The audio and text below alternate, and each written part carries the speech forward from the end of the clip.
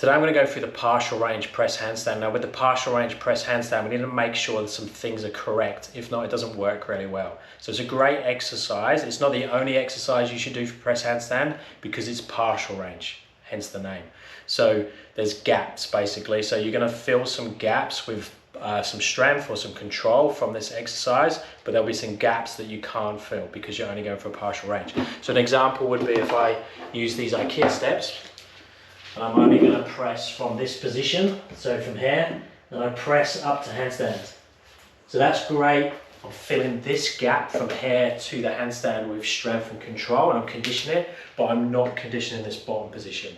So make sure if you are training partial range press handstand exercises that you are doing something else to fill this gap. So I'm not going to go through this bit today, but I'm going to go through different variations of the partial range press handstand and some mistakes that are commonly made. So the common mistakes are getting the distance right incorrect between the boxes. So that's really, really common. And probably the biggest one I see is staying too high with the partial range. So the issue is through the press handstand, there's a part where the hip turns over. So here I'm like in anterior tilt in the pelvis. And for me, it happens quite early. So around there, my pelvis has turned over and my back has started to roll, and I come down into flexion and roll down through the spine. If you're very flexible, or you get stuck in the hip, you could get stuck in this anterior position, and it's like you're stuck like this, and you can't get the back to roll down. So then your partial range will only be at the height you can keep anterior.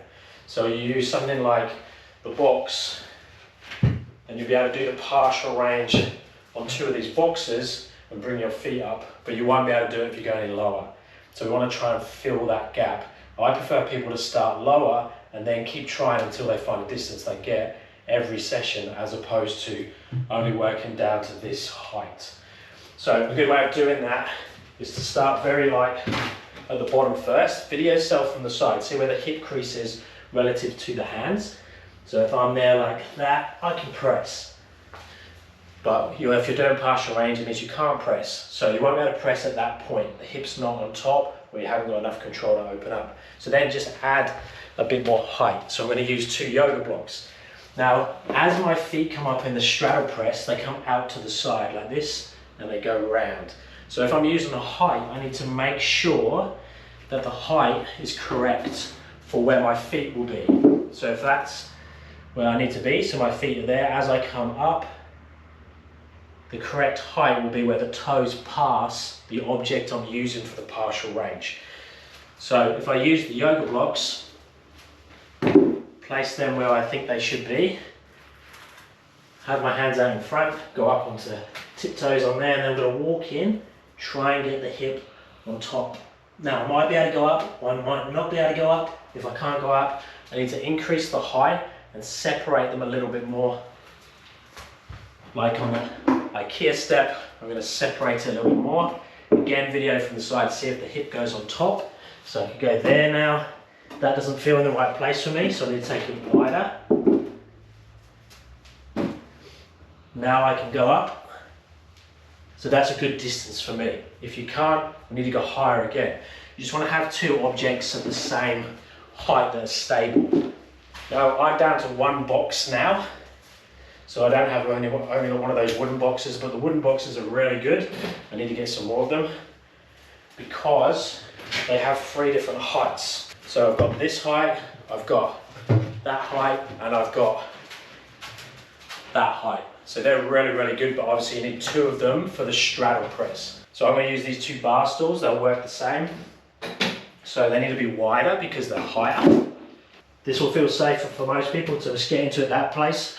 Position so your hands and shoulders are too far forwards, and then I'm going to walk the hands forwards. You could slide the feet and then find the point you could go up. Now partial range doesn't have to always just be the concentric, it could be the eccentric. I could come down to that. So you can basically just go up and down. So concentric, eccentric, concentric.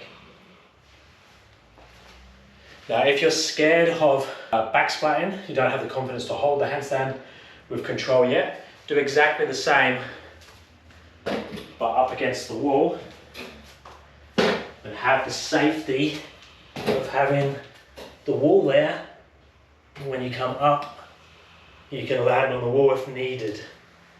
Because a lot of people, if they're not confident, they'll back off and not put enough oomph in the direction going forwards and on top. Now we've moved into the new house. This is going to be my training area, my filming area. I'm slowly going to develop it. I'm going to put more equipment and stuff in. I do have a link down in the description below if you'd like to contribute and be part of that, because it's for the YouTube live and the videos I do for free. Thumbs up and subscribe would be appreciated, and I'll speak to you next time. Thanks guys.